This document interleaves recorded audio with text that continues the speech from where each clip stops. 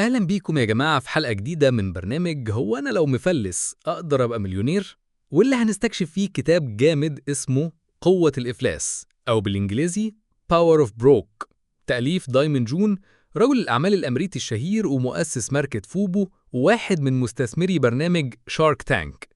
الراجل اللي بدأ من الصفر، لا من تحت الصفر، وقرر يقول لنا الفقر مش عيب، ده سوبر باور.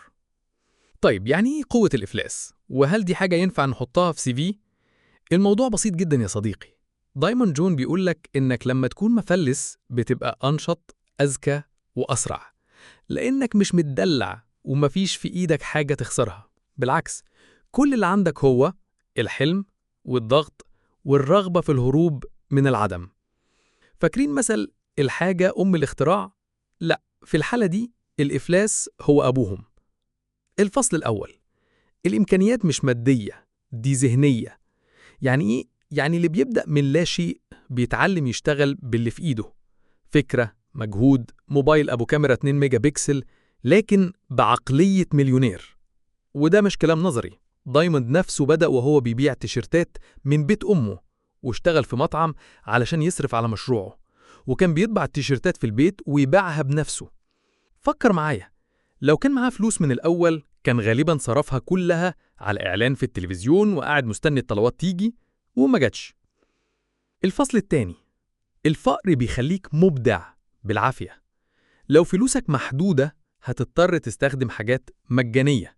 بدل ما تعمل إعلان مدفوع تنزل بوست على فيسبوك، بدل ما تفكع محل تبدأ من شنطة عربيتك، بدل ما تستورد تصنع بنفسك. ويا سلام لما الفقر يدوس عليك دماغك تشتغل أحسن من جوجل، بتخترع وبتلف وبتدور وبتتعلم، لأن مفيش بديل. الفصل الثالث: القصص اللي هتغير دماغك. من ضمن القصص اللي حكاها دايموند، ست بيت بدأت تبيع كيك من بيتها، وبعدها بقى عندها ماركة عالمية. راجل عمل ابليكيشن من غير ما يكون مبرمج، بس عرف يتعلم ويبيع الفكرة. كلهم بدأوا من الإفلاس وكلهم استخدموا الضغط كوقود. وعشان كده بيقولك لو ما عندكش حاجة تخسرها يبقى عندك كل حاجة تكسبها. الفصل الرابع: النجاح مش نهاية الفقر، هو امتحان جديد. دايموند بيقولك حتى بعد ما تكسب لازم تفضل شغال بعقلية أنا ما عنديش. ليه؟ علشان تفضل جعان، مبدع، ومرن. يعني زي ما بيقولوا في كوريا: عيش كأنك فقير حتى لما تبقى غني. الرسالة بسيطة جدا: لو انت مفلس فدي مش نهاية، دي بداية. انت قدامك فرصة تبني كل حاجة بإيدك، بعقلك، بإصرارك. لأن الفلوس ساعات بتكون عكاز، إنما الفقر ممكن يكون جناحات. دايموند جون بيقولك الإفلاس مش لعنة، ده وقود. هو اللي هيخليك تشتغل أكتر، تحلم أوسع، وتتحرك أسرع. فما تقوليش أنا معيش، قول أنا على وشك الانطلاق.